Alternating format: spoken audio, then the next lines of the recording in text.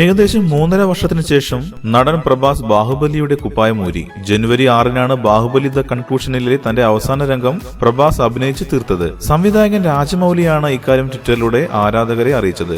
പ്രഭാസിനെ പോലെ ഈ പ്രൊജക്ടിൽ വിശ്വാസമർപ്പിച്ചവർ ആരുമില്ലായിരുന്നുവെന്ന് രാജമൌലി വ്യക്തമാക്കി. കരിയറിലെ 3.5 വർഷം ഒരു സിനിമയ്ക്കായി മാറ്റിവെച്ച ഡാർലിംഗ് പ്രഭാസിന് നന്ദി അറിയിച്ചാണ് രാജമൌലി തന്റെ ട്വീറ്റ് അവസാനിപ്പിച്ചത്. തന്റെ സ്വപ്ന സിനിമയിലെ നായകനാക്കി പ്രഭാസിനെ മാറ്റാൻ രാജമൌലിക്ക് പ്രേരണയായതും ഒരു അനുഭവമാണ്.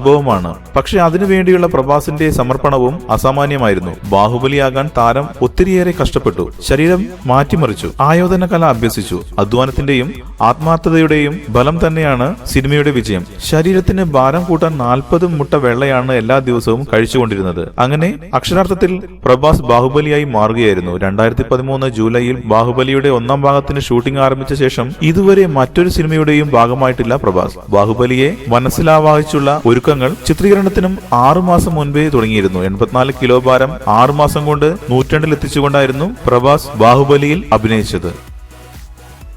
കൂടുതൽ സിനിമാ വാർത്തകൾക്കും വിശേഷങ്ങൾക്കും ഇപ്പോൾ തന്നെ സബ്സ്ക്രൈബ് ചെയ്യൂ മലയാളം ക്രിയേഷൻസ്.